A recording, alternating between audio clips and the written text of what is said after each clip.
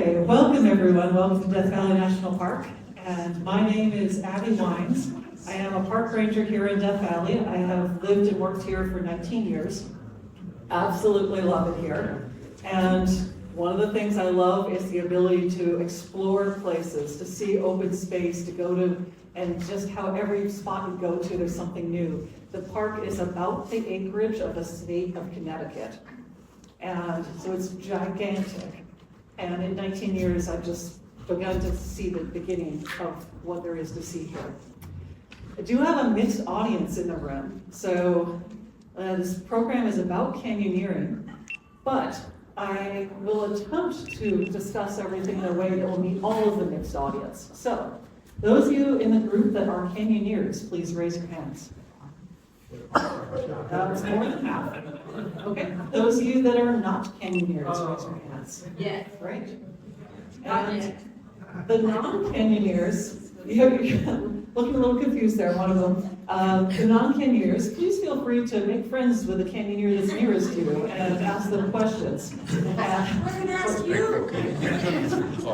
And then the reason why there are so many canyoneers here at this particular moment is there's an event going on where a large group of canyoneers, Todd, how many?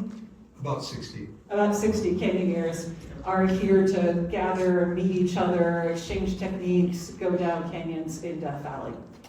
And that was organized by UberFest, which is one of the companies you can go with to learn about canyoneering. So those of you that are not canyoneers, that is one of the ways to break into that particular activity and do it in a safe way. So I am trying my best to avoid a rescue. Let's start off with the most serious note, is that canyoneering is a dangerous activity, no matter what.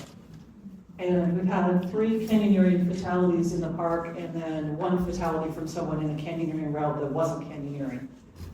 So it's been a variety of causes.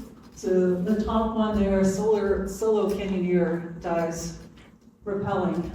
He was by himself in one of the forks of Mosaic Canyon, and I'm not really sure what happened. It seems like he had one long rope with him that he stranded. Non-canyoneers, I'll be less technical when we talk about most of the stuff here, but one long rope that he double-stranded through the rappel ring, and then it wasn't long enough to reach the bottom. He tied some webbing on both sides that was long enough to make one giant loop, but probably made a mistake when crossing the knot and either went very fast to the ground or fell to the ground, but did not die instantly.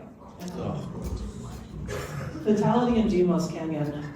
This is a friend of mine, and his issue was actually more of a landslide in the canyon. So he stepped on steep slope of rocks going down to a rappel anchor in Demos Canyon, and the ground started slumping below him and just swept him off the edge of a cliff that was about 8 feet tall.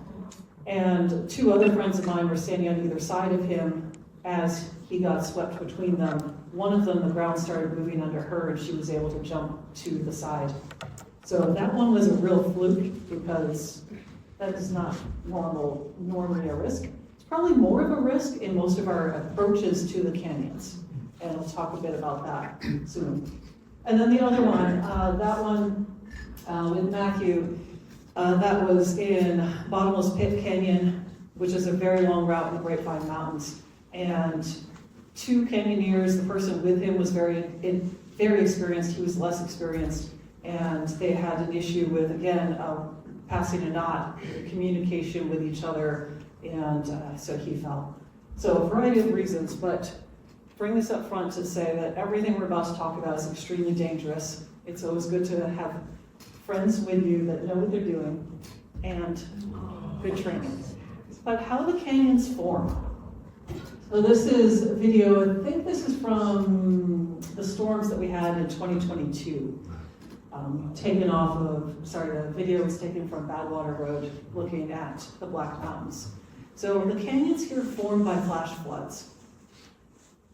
In most parts of the world, there are creeks that flow, and maybe the creeks will get a little bit bigger when there's snow melt, and then they drop down. It's just kind of, think of geology and erosion as being a slow form process that happens over time.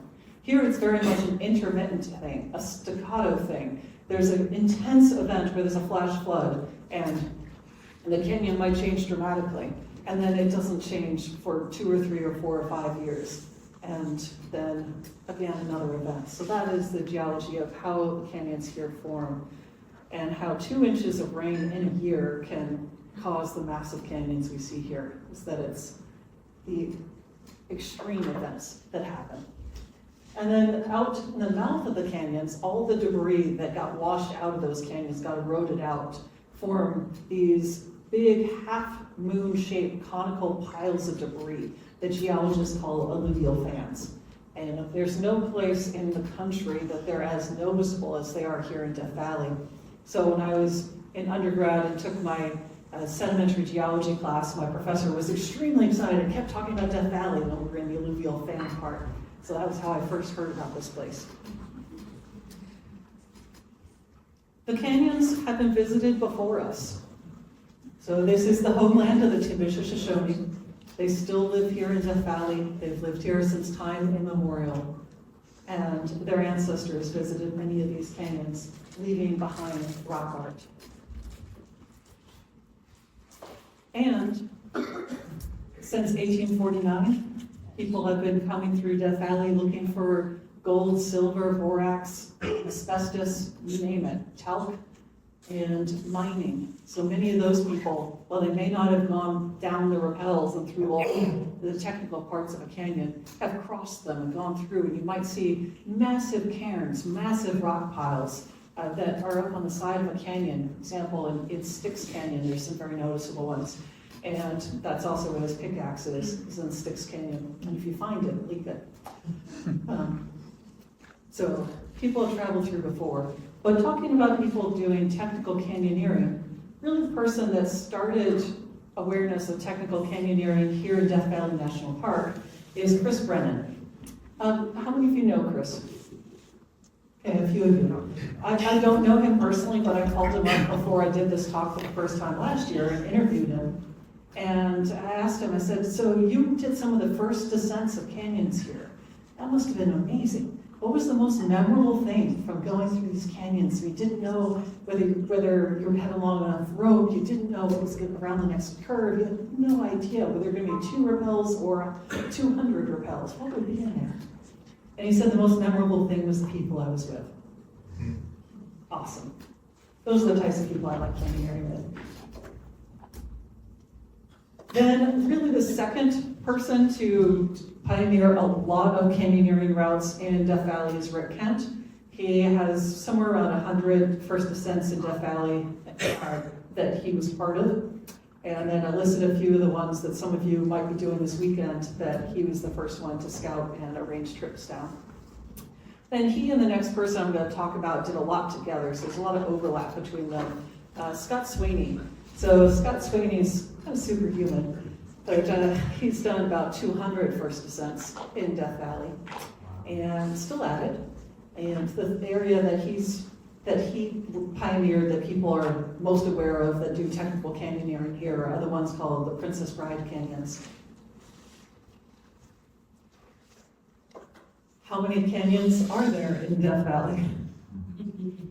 This is a screenshot from RopeWiki, which is a website where you can look up and get information about canyons. It's a wiki site, so it's all crowdsourced. But there are about 330, 340 canyons listed on RopeWiki for Death Valley National Park.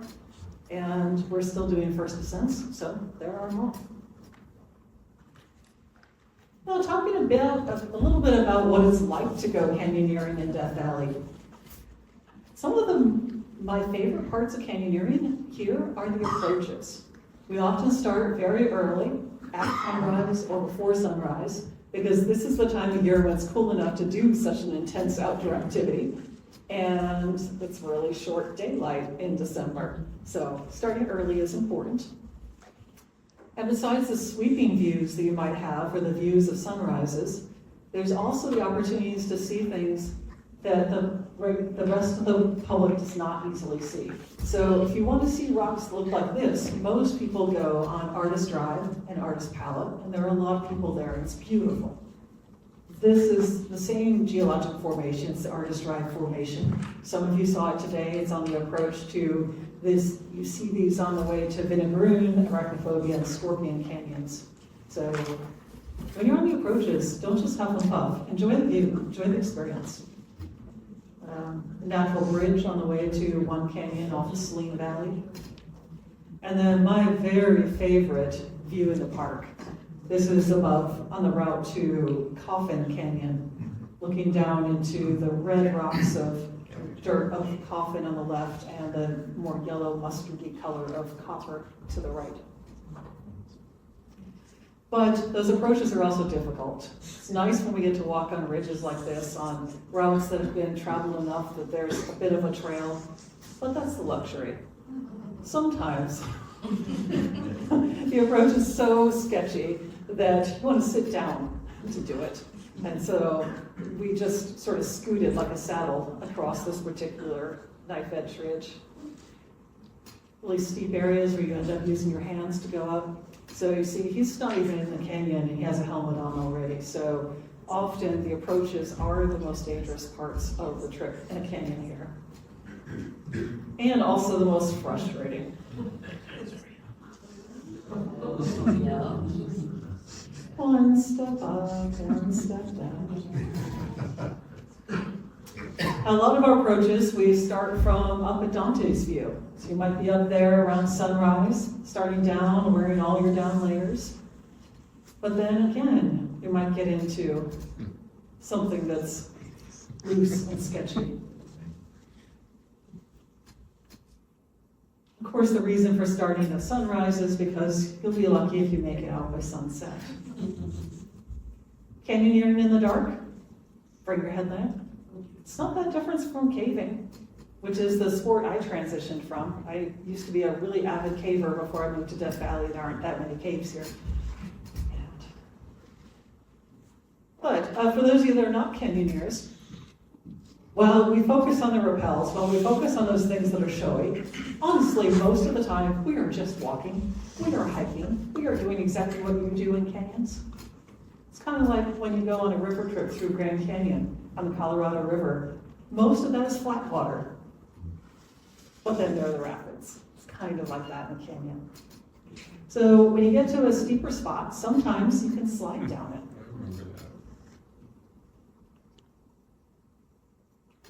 A few of them they're little rabbit holes where you might be going down in between some rocks to get down to a slightly lower level. I'll let him take his time. Hurry up there, Chris. You can do it.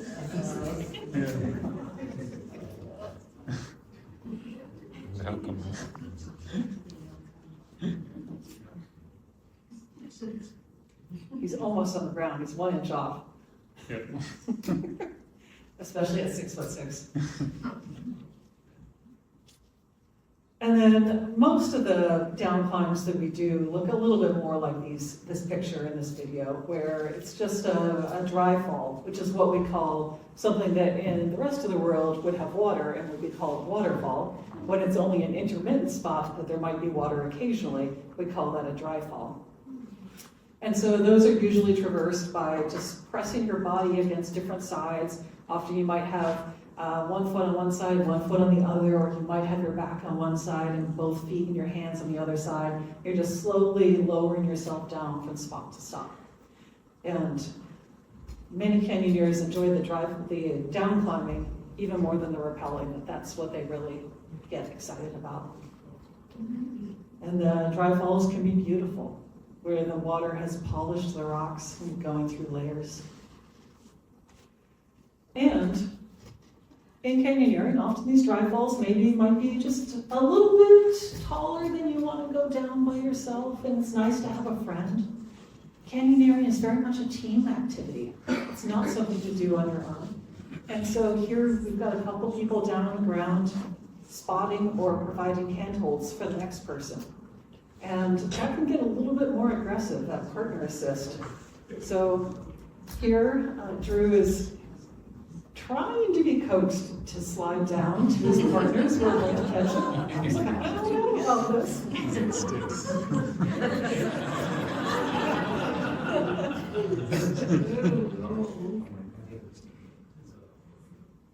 Here we go. I guess I'll go. Gravity's good. Whatever I want to.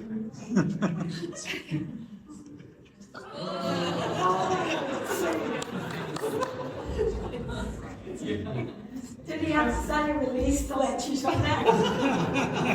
I did not tell him that his picture's in here. He will. Yeah, he works on another park now. He doesn't know. And it helps when the person who's doing that capture at the bottom is super tall. Those are my feet looking down at Chris. But sometimes the rappels are too tall even for a super tall partner. And this is Han, a coworker here. They're looking over the edge of a cliff that's, this one is about 400 feet tall. And sun's about to set. Thinking about what it's gonna be like going down there. So to rappel down these steeper cliffs, the taller ones, we'll use a rope, we have a harness, and then we have a device, a rappel device. There are many different models of that. Figure 8, a squirrel, a air traffic controller, otherwise known as an ATC, critter. There's probably a couple dozen different varieties of ways you can do that. But the thing all of these devices have in common is the rope goes through them in some way, makes a lot of turns, has a lot of points where it has friction or it touches that device, which creates friction, which slows it down. So then instead of you hanging by a rope, hand over hand, lowering yourself down 400 feet, you've got this device, technology, helping you out, and then with just one hand, you can easily control, release the rope, grab it, and lower yourself down quite a big cliff that way. And those cliffs in Death Valley can be enormous.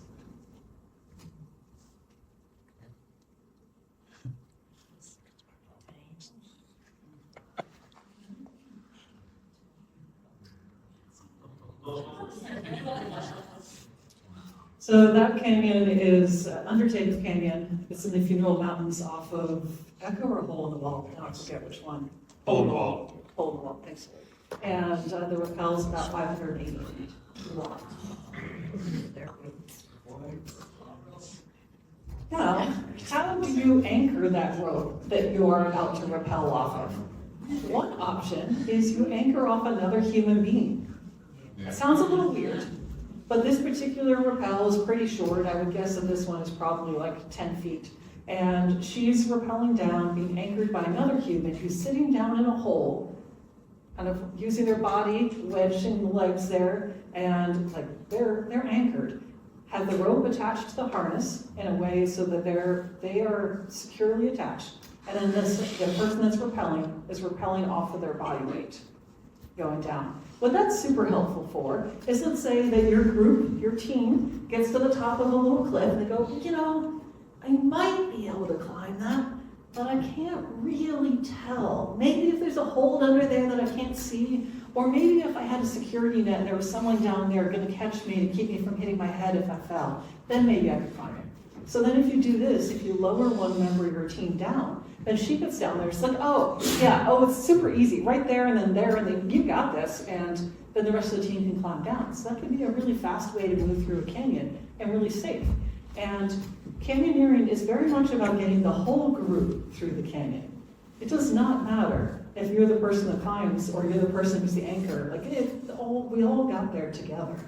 And it's really cool to be on a canyon team where you've got people with a variety of physical abilities and a variety of skills and sizes. So sometimes you have people that are the really small people that are great ones to be that first one lowered down. You might have someone really tall who might be another great one to be down there because they can hold their hands up and just catch you easily. And then you might have someone who's really stout and beefy and you want that person to be your anchor. And then the skills, of course, that go with each person.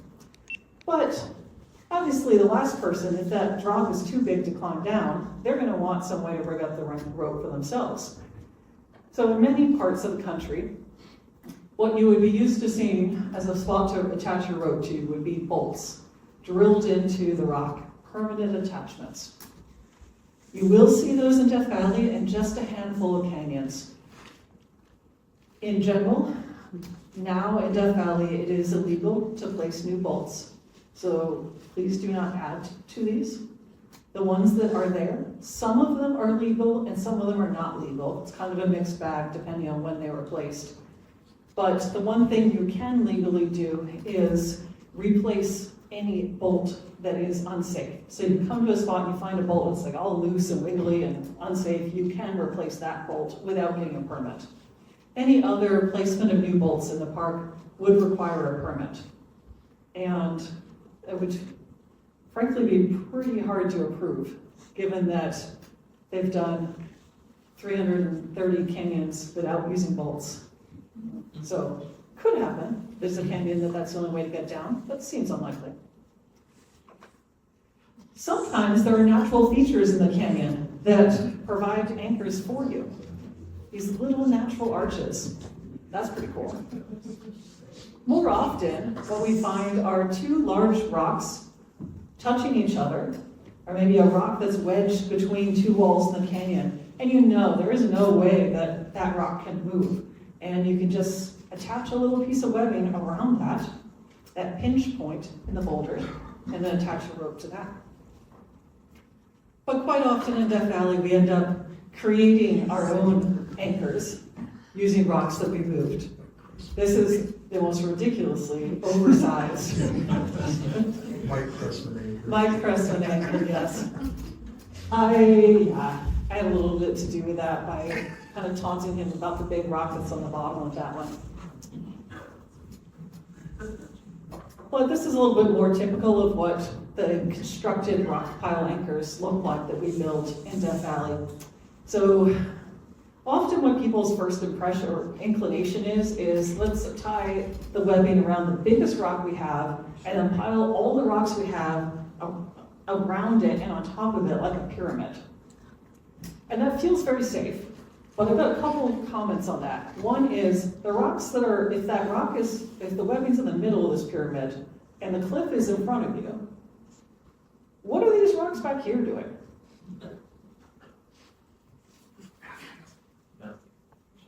Hey, like keeping the rock from the webbing, the rope from going that way? That's not gonna happen. You're pulling it down that way. So they're not really, don't have a purpose. And then the other thing is, I really like to think not just about my team, but about all the other canyoneers in our community that are going to come down that canyon after me. So I want to build these anchors in a way that the next group following after me can easily inspect them. I've done a lot with Mike Crescent, as some people noticed, or said his name, super strong guy that can move massive rocks that most people can't move.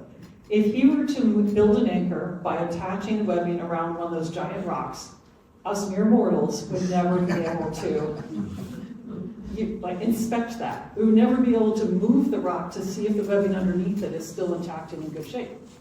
So, this particular way of building the anchors, where the webbing is attached to a rock that's in the back, with a little trench excavated underneath the rocks, so you can just pull that back rock out and look at all the webbing, and then put it back in place without having to move everything else, is a really considerate way to do it for the next group coming through. And it's also strong structure, because all the weight is in front of the rock, which is where you want it. Because if I'm rappelling on a rope down this cliff, I'm going to be pulling everything with me. The force would go this way. And so you want that weight in front of that rock, keeping everything from sliding over the cliff on top of your head.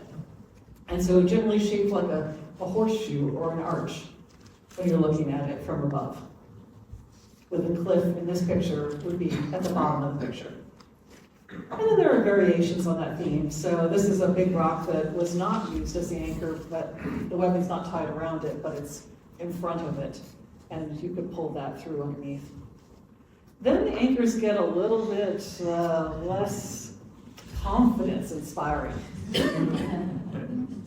So if you're a rock climber, or you're familiar at least a little bit with rock climbing, they will often, when they're climbing in an area that does not have bolts, they will often put hexes or knots or some sort of a device, a camming device, into little cracks in the rock.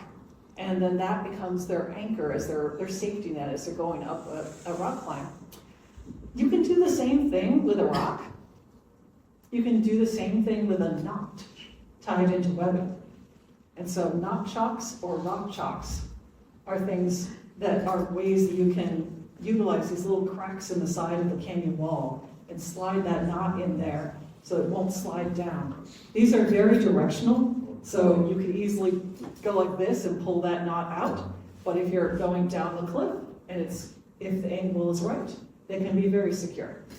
Always back these up. We'll get back to what a backup is. But another very cool way to get down, kind of a variation of the first one where I talked about you rappelling off somebody else while they're up top with their butt down in a hole.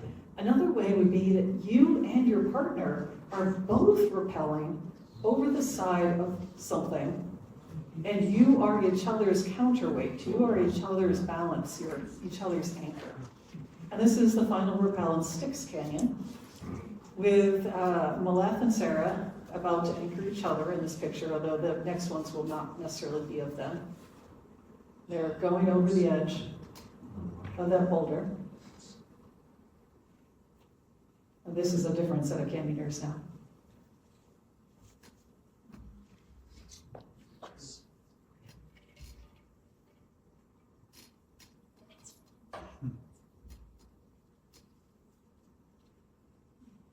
Okay, forget that the next slide is here because it's a mistake. You already saw that one. But a variation of having a person be the anchor is that that same person that is strong enough and weighs enough and is anchored well enough to be your anchor if you were rappelling, could also be the backup to test another anchor.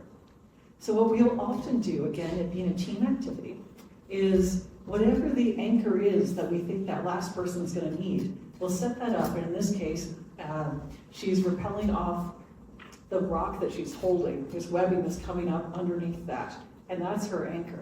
And then there's another piece of rope that comes back to the man that's sitting down there in the hole, and he's got the rope, he's not taking her weight, but just enough slack that if everything were to fail in the anchor, then her weight would transfer to him.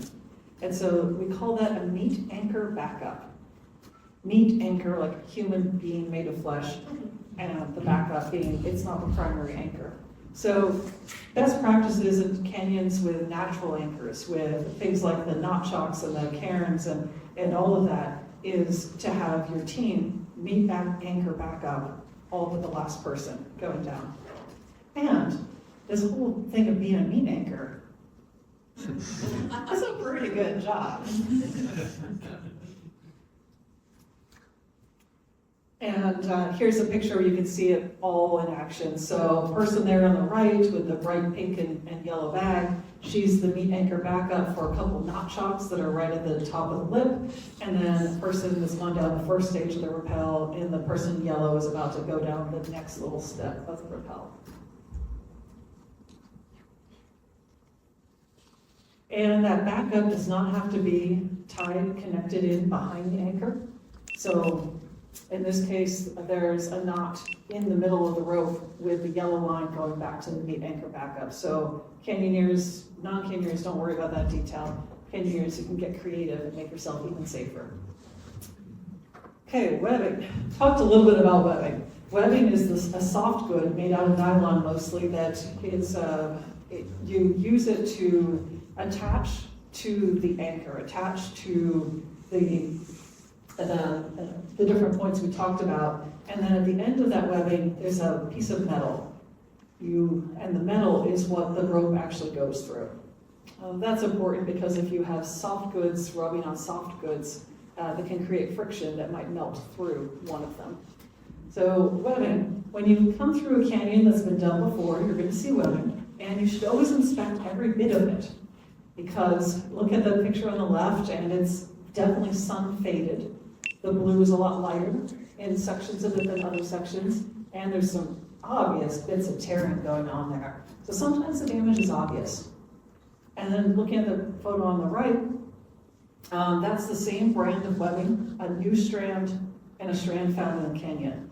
And you can see varying amounts of sun bleaching on the one on the left, depending whether that part of it was in the sun or not. So you inspect the webbing by feeling it. Does it feel flexible and supple like new webbing, or is it kind of crunchy? Is there any damage along the side of it? And if there's any damage at all, if you have any concern, your life is not worth the amount of money it costs to buy some webbing, so replace that. And when you do that, don't leave the old one there for backup. If you didn't trust it in the first place, why do you think it's going to save your life if the new piece you put on there fails? Take that old piece out. Be responsible, take it out, it's trash. When you are inspecting the webbing and inspecting those rock piles, there can be some hazards down in those piles of rocks. So scorpions, fortunately the scorpion species we have here are not likely to be lethal unless there's something unusual in your immune system. But the spider, that particular spider is either a brown recluse or a desert recluse. So those are dangerous. And then rattlesnakes also like to hide under rocks and down in holes, so be careful. Another hazard is with the rocks that can attack the rope itself. So the ropes we use have that white part that's inside the rope. That is the part that actually is the strong part that holds your weight. And then the sheath on the outside of it is really about protecting the inner part, which, while very strong, can be broken easily by a sharp point. And this is an example of a core shot where the outer sheath has been broken and you can see the inner core, and definitely don't rappel on that. How do we get our ropes back again? So we have left the webbing and the little metal ring, but our rope, easiest way would be to picture a rope twice as long as the cliff you're about to go down. And so you have the rope go through the ring and then down the other side, and both strands are on the bottom. And then when you get to the bottom, you pull one strand and it comes through. A variation on that would be you block one side of that rope in some way. In this case, we're using a carabiner with a clove hitch on it. And that carabiner is bigger than the metal ring, it can't go through it. And you rappel on the other side of the rope. And then when you get down, you pull the side that had the carabiner on it back to you. But sometimes, pulling a rope can be a lot of work. This was the bottom of that 400-foot cliff that I had a picture of at the top of earlier. And basically it took 2 of our body weight attaching the ascenders to pull this rope. It was a lot of work. So there are other ways that get a little bit more fancy and really don't seem as trustworthy until you get used to them, where you can attach a rope and then another pull cord that you pull out the side and the whole thing falls down to you. That canyoneers are familiar with. A little bit harder to explain how it works. Now, I talked about how to get down a canyon. Then what do you see in the canyon? So tarantulas, occasionally. This time of year, we're mostly seeing dead tarantulas. The ones we see are usually October, maybe a few of them alive down into November. Tarantulas live most of their life underground, and the ones we typically see above ground are usually males, average age of 8 years old, that have reached maturity, and they are going looking for love.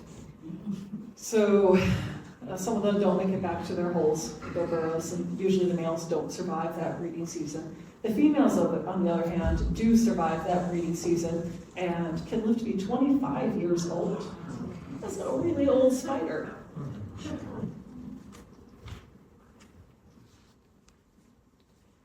Bighorn sheep, if you're super lucky. This particular spot, we saw 18 of them. This is a skull of a mountain lion. I got down a particular rappel. I was with 2 men who had gone down the rappel before me. I got down there and I said, "It smells like there's something dead down here." And they just made this joke, "Hey, you're smelling canyoneer." Like, no, literally it smells like there's something dead down here. And I looked behind the bushes and there was this dead mountain lion. And it had a radio collar. So I took the radio collar and brought it back to the park biologist here, and she was able to look it up and see who had collared it and where it belonged to. but it had been collared by some researchers in the middle of the Nevada test site. And these are some of the spots where the mountain lion had been seen through its radio collar. And they didn't know what had happened to it, so they were super excited to have my report of where I had found it dead and to get the collar back. They said it was the mountain lion with the largest documented range of anyone in North America. So, super cool. Other things you might see in canyons or going to them are plants that live just in Death Valley or just in the Death Valley area. That is one that is endemic to this general area, not just to the park. This weird looking one is another one that is endemic. So if any of you use iNaturalist or Seek, take little pictures of the plants you see along the way. You never know, could be documented. Documenting something in a new range or adding to our knowledge, since the places we go as canyoneers, most normal people don't want to go to those places. And then fossils. Okay, a few of these people were talking about that before we started the program. This is either a fossil snail, gastropod casca, one of those in that area. So, and those canyons, there's this whole areas where the entire wall is just covered with these fossils. These are crinoids, which is what I mentioned you can see on the way to Princess Bride area. Sometimes you find weird stuff. So on the right, this is some ammunition dropped out of an airplane. It's on the way down to Cerberus and Styx. On the left, that used to be in Hades Canyon. It has slowly disintegrated and washed its way out, and the remnants of it are now in the alluvial fan because it went down a couple of rappels from where I first saw it. But that's a drop tank. So military planes can have external fuel tanks that when they're done with them, they just jettison them, which they obviously should not do over a national park because that is definitely litter. But it has been done. So we find weird things. We also find beautiful rocks.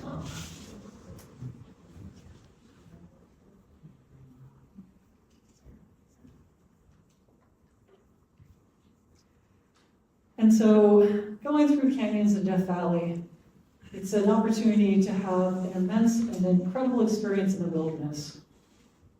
Wilderness in the sense of a place where you are truly on your own. You are reliant on the tools you brought, on the skills you have, on the team members you have with you, and the anchors that you can create for the materials around you. It's undeveloped. It's immense. Awesome, in the true sense of the word. And that is what it's like to canyoneer in Death Valley. I have a few more pictures that the slideshow will keep going through, but at this point, I just would love to answer some questions. So thank you all very much for coming.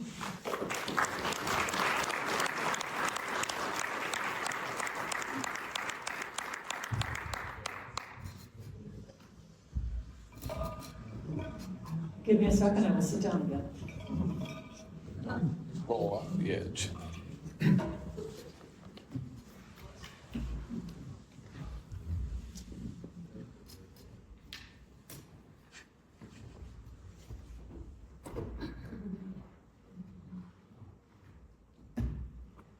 Okay, are there any questions? Abby, could you talk? So there was one in the back, yeah. Sorry, yeah, you, reddish hat. How old is a lot of the limestone? Does it vary a lot between the different ranges?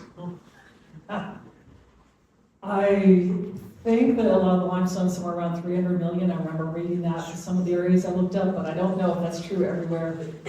As I said, I think once most people were here, the rocks here vary a lot in age. They vary a lot in where they were from and how they formed. So it's all across the board. And Todd, was that you? Yeah, could you talk a little bit more about Death Valley being a conservation area and not just a national park, but that, I think you talked about that a little bit last year and how that has special regulations to it. So the question was to talk about Death Valley's status, protected status, not just as a national park.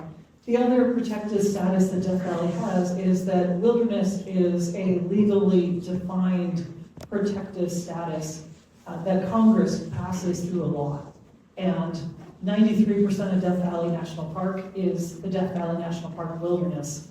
And wilderness is an area where you are supposed to be more on your own, where travel is primitive, where you have an opportunity for solace and independence and that type of unconfined recreation. And so that is the main reason why bolting is not allowed in the park. That's really the main way that that affects people's experience.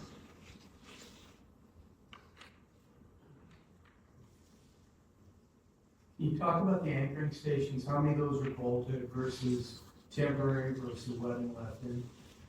Okay, so the question was about the anchoring stations, kind of what percentage roughly are bolted versus webbing left behind versus nothing left behind. So bolts in the park are very rare.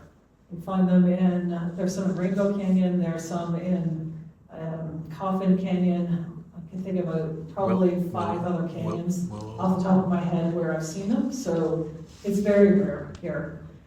Then, so most of the time, going through most of the canyons, what you'll find are places where people have left webbing behind on natural anchors. There's also a technique called ghosting. Well, ghosting is really more of a suite of techniques. So it is possible to go down some rappels, many rappels, without even leaving webbing behind. There are a variety of ways you can do that. Simplest one to picture would be if you had a really smooth anchor, like let's say you were anchoring around the edge of my scooter right here, and it was stronger than it is. And you have your rope that goes around this and then down to the bottom. And then you got to the bottom, you just pull one side and the rope comes down to you. That's the simplest way to picture what ghosting looks like. But there are a lot of ways and complicated things where you add in ropes into ropes and tie knots and add sticks in and things like that, where you can pull things down after you and leave nothing behind. You can even build rock pile anchors in a way that you don't have to leave webbing behind, that you have constructed the rock pile anchors so that you are pulling the rope down and leaving nothing behind. You won't see that very often in the thoroughfare canyons where people go very often, because again, with that concept of thinking about the team that comes after you. If the team that comes after you has very little experience and they get to something like that, they might not have enough equipment, they might not know how to attach it. It's the main reason. But on some of the exploration routes, especially that Scott is doing lately, that he doesn't think anyone is ever going to want to follow him on. Wonder why. Scott's a friend also. Then he will often use those sorts of anchors where they're not leaving anything behind. Yes. As canyoneering gets more popular, is the park concerned about like the proliferation of use trails and impacts to the landscape that are getting more developed? Okay, so the question was kind of a general one about as canyoneering gets more popular in general and here in Death Valley, is the park concerned about those impacts? And yes, the park is concerned about those impacts. So a while ago now, 2013, we did a wilderness and backcountry management plan here at Death Valley National Park. And one of the things that addressed was canyoneering. And I was working here at the time, but I was not part of that committee that at first anyway, when they started. And so they started talking about how clearly we need to have a permit system for Death Valley National Park. We need to limit the number of people that go down canyons. We need to limit the group size that are in those canyons. And we need to have some way to know where people are, that they have the rules and they know what they're supposed to do, that they're not allowed to drill bolts, that all the different regulations. The other thing my teammates felt, or my coworkers felt they needed, was a way to connect your question, to say, at this point we have 100 canyoneers going down X canyon, and this is the use trail that we're seeing. Is that an acceptable level, or should we allow more canyons because more canyoneers in? Because really, this part is kind of bomb-proof and nothing really is going to happen here. Or should we limit that even more? And land managers have such a hard task in some ways because whatever we do, somebody's going to hate it, and that somebody might hate it in the form of a lawsuit. So if we were to be too restrictive, and then canyoneers might sue us and say, oh, what are you doing? Why are you doing that? And if we weren't restrictive enough, then wilderness advocates protecting the land would sue us for not being protective enough. So that was kind of the thought that went into that. And my coworkers said, well, let's see, what park does a lot of canyoneering? Zion. So, Zion National Park. And how do they do it? permits. Yeah, permits. And those permits limit most groups to 6 people per group, depending on the canyon, and generally not more than 12 in that canyon in a given day between all the groups that are in there. And so that was kind of the default they were going to go to, was to limit the group size in Death Valley canyoneering trips to 6 and to not more than 2 trips per day.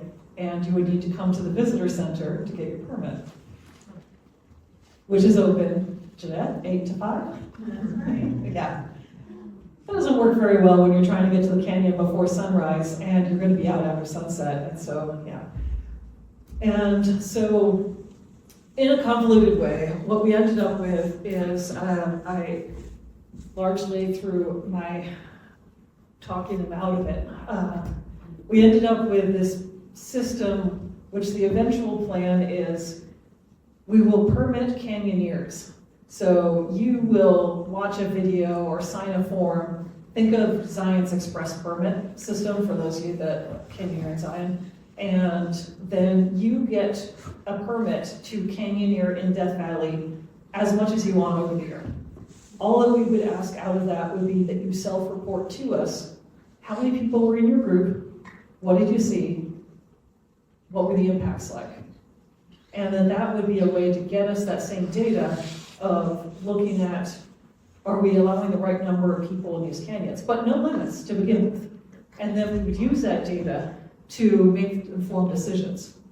Maybe coffin, scorpion, vinegaroon, arachnophobia, maybe those are the ones that we might want to install some limit on, because honestly, that's one of the only, those are pretty much the only canyons you're likely to run into any other groups in, would be those 4, maybe a couple more. And so all of this was what we agreed to do back in 2013. However, we also said it would be free. And we don't get any extra money to implement something like this. So since 2013, it has been an unimplemented plan for how we plan to manage canyoneering in Death Valley. Long answer, sorry. What do you say when you're like, oh, I see rocks, or like, what would be in that report if you say, oh, like things that you would say in the sea? Okay, so what type of thing would we be asking canyoneers to report? You see toilet paper in the canyon? Are you seeing a use trail that looks really more ingrained than it was when you were there 2 years before? You see any changes like that?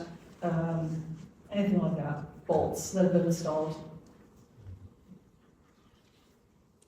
You referenced commercial training group with canyoneering. Are they doing guided trips in the park, or is that just for a day to break on what's happening there? Okay. Question was about commercial outfitters and are there any guiding allowed in the park?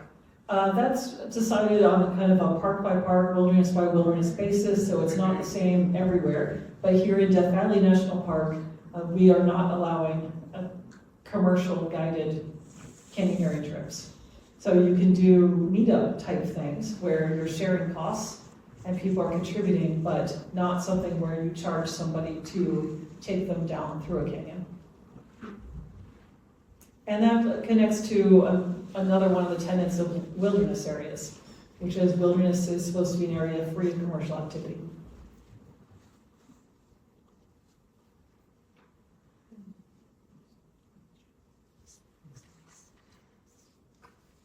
Over there on the left.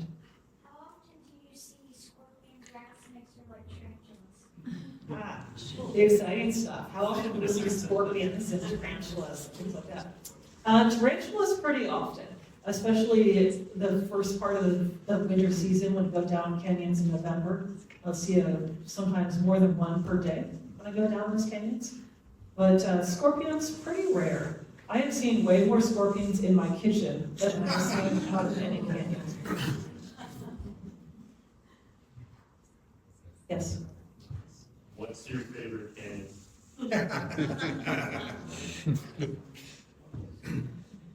Yeah, no, there are a few I really like. I love Hades, going down the Dante's direct approach to that. I love the Layer Fork of Grotto. I like Coffin a lot. Styx is beautiful. Those are a few.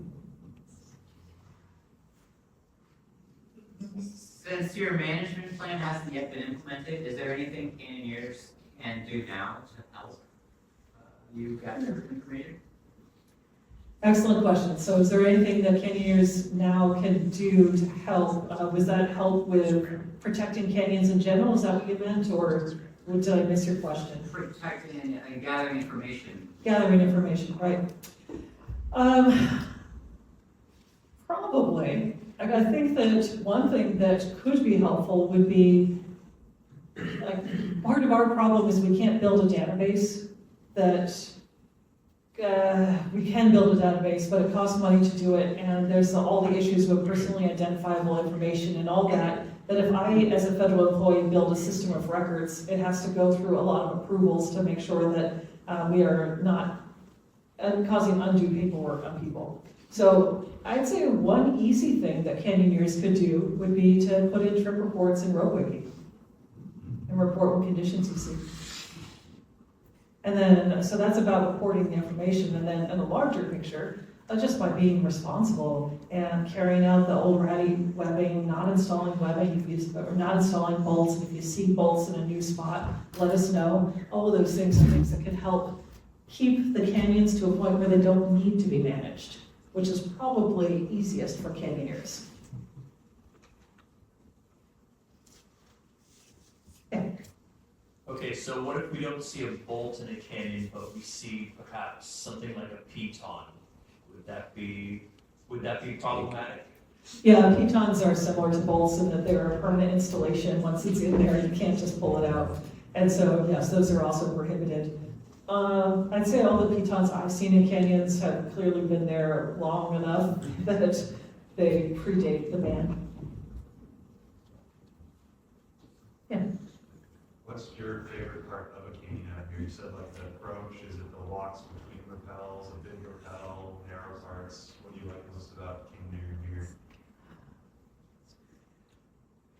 Probably when it comes to the canyon itself, what I like the most are the down climbs. Those are a lot of fun. It's like a jungle gym, just so much fun. But there's so many aspects that I really enjoyed canyoneering. So the approach going up, especially if you're going up first, that can be really tiring, and I'm kind of a slow hiker, so I'm often at the end of the line, and that can make me sad. But the views are beautiful, so I can get out of my head about being so sad about being so slow that I really enjoy the views going up the canyons. And then once we go down, I enjoy the mental challenge of inspecting or constructing an anchor. That is a ton of fun to me. As opposed to going down a canyon with bolts where you go up and you just kind of wiggle it like, it doesn't move, okay, throw some rope on it, good to go. That feels like Disneyland. Whereas looking at a pile of rocks and trying to build that in a safe way to keep myself and my closest friends safe, that's a mental challenge that puts me 100% in the moment. A lot of psychologists talk about flow and how important it is to really be concentrating, to be fully aware of what you were doing at that moment. So when I'm canyoneering and I'm paying attention to an anchor, or I'm doing a down climb that's kind of spicy, kind of a little bit exposed, those are the moments where I'm completely 100% in my body doing what I'm doing at that moment. That's what I love most. Close second is the camaraderie. Either working with my teammates to get down the drop where one of us gets anchored and rappels down, then they catch everyone else, or some version of that. the little conversations I have with one person when we're walking from one rappel to the next rappel, and we're just having a conversation while strolling, and then we get to the anchor and we kind of split up and I'm talking to someone else after that. I'm an introvert, so having lots of small group conversations like that is something I really enjoy. Yeah. I'm not a canyoneer, and I have a very basic question. Excuse me for, very basic. You described walking up to the top, and all these pictures are the rappelling and coming down. So when you come down, are all of these have some other way out? You don't have to go back up the way you went?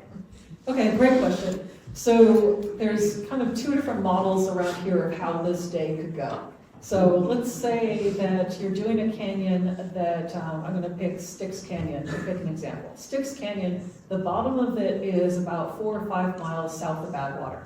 So what you're gonna do is you're gonna wake up super early and you're gonna drive your car and maybe your friend's car down to the bottom of Styx Canyon. You're gonna park a car there at your exit. Then you're gonna drive the other car all the way up to Highway 190, around to Dante's View Road, up to Dante's View, up to 5,000 feet. You're gonna park that car there, and then you're gonna walk down a ridge and do all the rappels, and then end up back at that car. And then you gotta drive that hour again, all the way back up to get your car, get that back down, 45 minutes down to Furnace Creek, and then you can finally eat your dinner and go to sleep. So that's one model of how your day could go. The other way your day could go would be, let's pick Grotto Canyon. You would drive to the bottom of the canyon, the exit, and then from there you start hiking and scrambling up a ridge. And you get to the top of, not necessarily the top of the mountain, but the top of where you're getting to. And then you kind of go a little bit sideways, you end up down in a valley that eventually gets more canyon-like and it turns into the drops and rappels. And you do all that and you end up back at your car. So the bottom up approaches, the ones where you're hiking from the bottom up, those tend to be faster days, but they're also pretty exhausting. So often canyoneers who are new to Death Valley will say, oh, I want to do all those where you drive to Dante's. That's the easy way. But what happens is you're doing only downhill walking, and you're walking down 5,000 feet in elevation. And Tony, what's the term for that type of muscle activity? Eccentric? Eccentric? Yeah. Thank you. Where you're instead of pushing your leg up, you're slowly lowering your body down something. And you will not be able to walk the next day.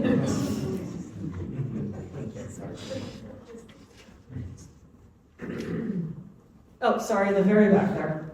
A few slides ago, you showed a canyon with a waterfall. Is that some hidden gem here in Death Valley, or is that somewhere else?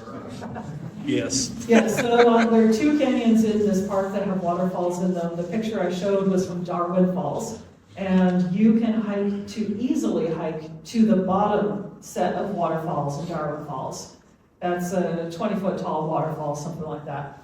However, it used to be a lot easier before Hurricane Hillary. Hurricane Hillary destroyed the road that you would drive to the normal trailhead. So now instead of driving a couple miles and then walking 1 mile to get to the bottom of the waterfall, you have to walk from 190 in. So I think the walk is now more like 4 miles one way to get to that bottom waterfall. Canyoneering route would be a bottom-up approach where you would have parked at the normal trailhead and then gone around to the side up a ridge and then drop into the canyon from the top. And then there's that one waterfall I showed, which I think is around 90 feet tall. And there's a couple smaller ones above it and then that last small one down below. Intrepid scramblers can also get to that big waterfall from the bottom, but it involves some exposure and it's not very safe. We've had to do a few rescues of people trying to avoid and kind of climb around, but it is possible to. The other one with waterfalls is Willow Creek Canyon, which on a high water year, the last waterfall comes down to where hikers can see it from the bottom, but I doubt it's like that now because we haven't had any rain in a while. What part of the park is Willow Creek in, north or south? Sorry, so Darwin Falls, the first one I mentioned, is all the way on the west side of the park, past Panamint Springs, just past Panamint Springs Resort. And then Willow Creek is in the south end of the park. You go down west or down Badwater Road. It's the same parking lot as you get to Sidewinder Canyon, which is a excellent scrambling one where you can get some of the narrows and fun little climbs without using ropes. Just go up in there, and there are all these side canyons that are narrow. And there's no sign for that though. Yeah. What are the age ranges you've seen people canyoneering, youngest, oldest? That's a big question. Oldest, probably mid-70s that I've canyoneered with, and then youngest, Eight, Yeah, 4. Younger. oh, yeah. Yeah. Yannick and Shirley, their son Noah, who's a little bit older now, but he was 4 when I first canyoneered with him. At that point, though, his parents had him on a leash, so it was pretty much like the little bungee leash, and then when he was rappelling, he was attached to his dad. And about the next year, then he started rappelling on his own, but they had him on belay with another rope, and so he had training wheels on. Yes? If you couldn't canyoneer in Death Valley anymore, what other region would be your new favorite? Oh, I mean, Utah's amazing. Oh,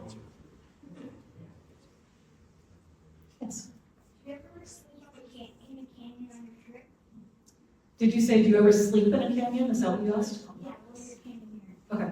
So yes, but not often. So the first couple times I went canyoneering here, my ex-husband and I were cavers by background, and we just looked on the internet and we found Chris Brennan's information about canyoneering in Death Valley, and we started using our caving equipment, which is really heavy.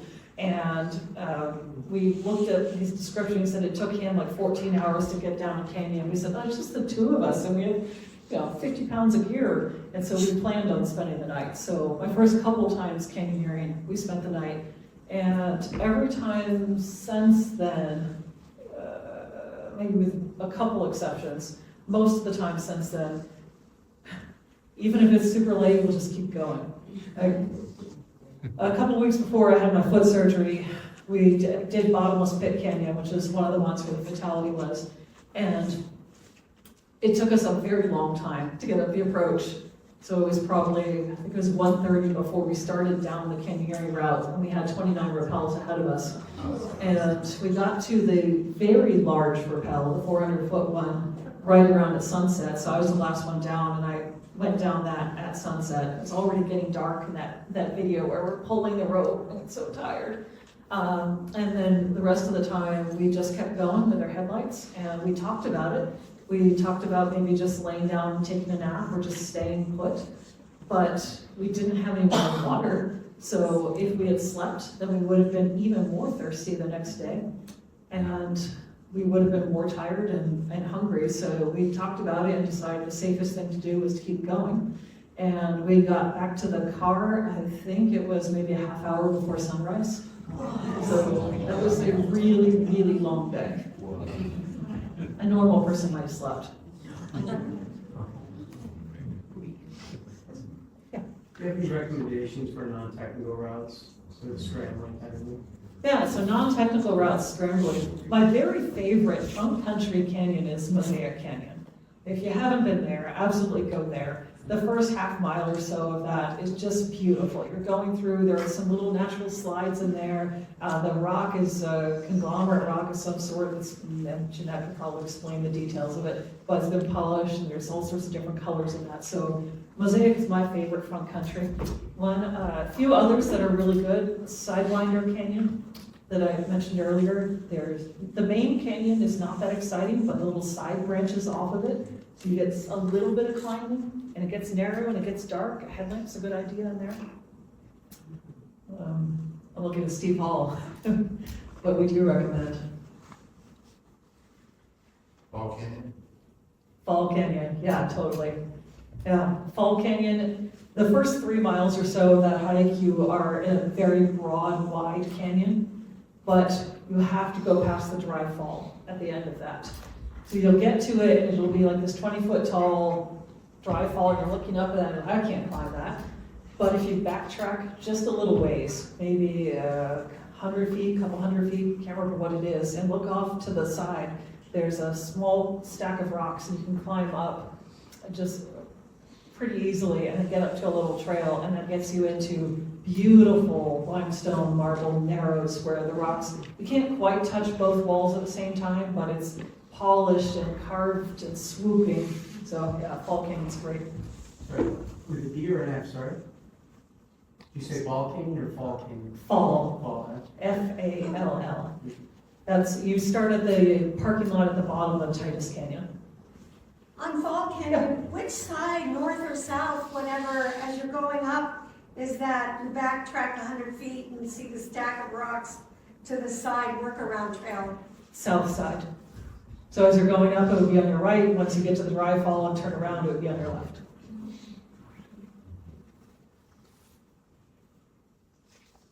Okay, got a yawn in the audience. And you have given me a lull with no questions. So thank you all for coming. Have a great evening.